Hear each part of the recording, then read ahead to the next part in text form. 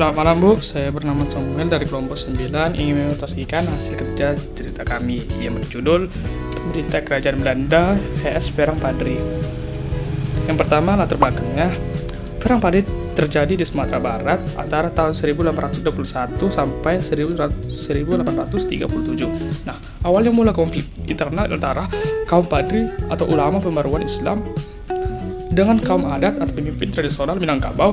Kaum Padri dipengaruhi oleh ajaran Islam Puritan dari Mekah. Gerakan tersebut dengan gerakan Wahabi yang ingin membersihkan adat Minangkabau yang dianggap bertentangan dengan Islam. Sementara kaum adat ingin mempertahankan adat istiadat dan tradisi lama. Dan yang kedua, masuknya Belanda. Saat konflik antara Padri dan adat memuncak, kaum adat meminta bantuan Belanda untuk melawan kaum Padri. Dan Belanda kemudian memanfaatkan konflik ini untuk memperluas kekuasaannya di Sumatera Barat.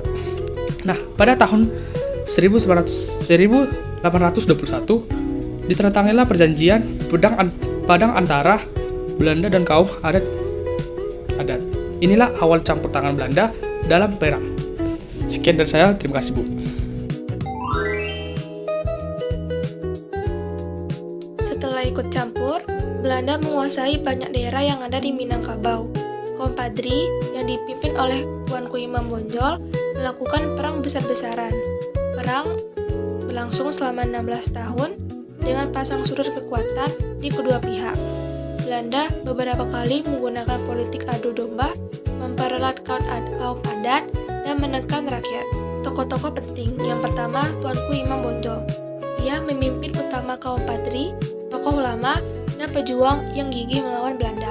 Yang kedua, Tuanku Tan Busai, tokoh Padri dari Rokan, Riau, berjuang sampai melawan Belanda. Yang ketiga, Tuanku Nan Ranceh. Tuanku Nan Ranceh, salah satu ulama awal penyebar gerakan Padri.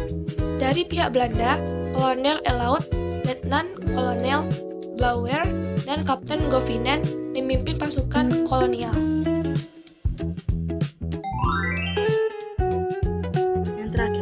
Akhir Perang Padri.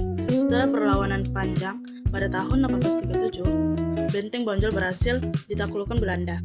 Tuanku Imam Bonjol ditangkap dan diasingkan ke Minahasa, Sulawesi Utara. Lalu meninggalnya di sana pada tahun 1864. Kekalahan ini menandai berakhirnya kekuasaan Padri dan berdirinya kekuasaan Belanda penuh di Minangkabau. 2. Dampak dari Perang Padri. Secara politik, Belanda semakin memperluas kekuasaan di Sumatera Barat. Yang kedua adalah secara sosial, terjadinya perpaduan antara ajaran Islam dan adat-adat Minangkabau melahirkan falsafah adat masyarakat. Adat basandi, cara bersandi kita buboh.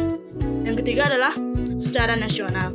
Perang Padri menjadi salah satu bentuk awal perlawanan terhadap kolonialisme Belanda sebelum munculnya perang-perang besar di Nusantara. Sekian dari saya, makasih.